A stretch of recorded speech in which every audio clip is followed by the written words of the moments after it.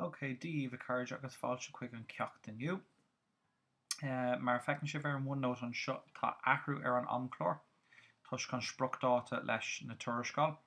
So an rang a bhí agumsa, beidh sibh si denmh an ceacht seo ar an déirdín i níl an measúnú leúnach, agus an rang eile beidh sibh si denmh an ceacht seo ar an luan ribh an measúnú leúnach.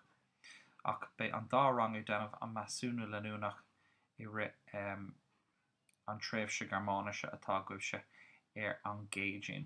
So sin an rang a bheith lumsa de réir an amchlór agus sin an rang a bheith le idir meachdara de réir an amchlór ach tá Gearmánis ag an dá rang ag an am céine an sin.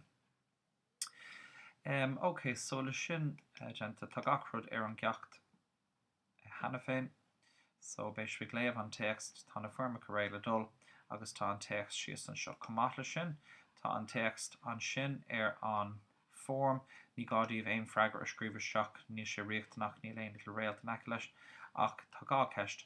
Cá bhfuil cluiche ceannas an domhan ar siúl de réir an text agus an sin dar leis an an údar tá rugbí an tábhachtach tuair trí sampla ón text chun é seo a haspáint an sin á alt a dó.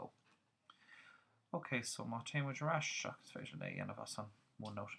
So, an Titel ist der Hooligan-Sport, der von Gentlemen gespielt wird. So Sport-Hooligan, atá Gentlemen spielen gimmert. So die Welt ist nicht rund. Die Welt ist ein Ei. So wie ein Rugbyball. So Chineske galore. So ist es in Cardiff, wo das große World Cup Finale stattfindet. So stattfinden sin just ag tarlú. So tá an große World Cup Finale. Die Wahl is so sin dini as an bhreatain beag, so sin na bhreatanig hoffen tásúla acu.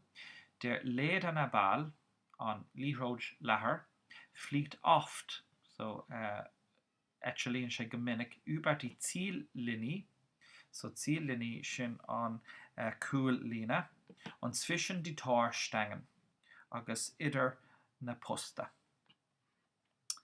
Rugby ist hier nicht nur ein Sport. Níl an Rugby díreach Sport an seo, sondern eine Religion. Sondern an taobhile nó I gcuine sin is credibh é. Das Millennium Stadium ist die größte überdachte Sportarena der Welt. Tá an Millennium Stadium an na überdachte sin clúdaithe. So tá sé an stad sport clúdaithe is mó domhan. Es ist das Mekka der Rugby-Anhänger. So is an Mekka do taí rugby. So an Anhänger sin an taí, an duine tugann taíachta an taí.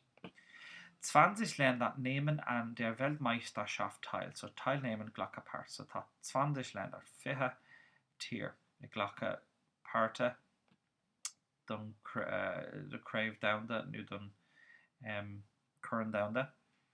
Natürlich sind die 4 Mannschaften aus England, Wales, Schottland und Irland dabei. Cínse tá an ceithre fuireann ó England, Wales, Schottland und Irland an sin.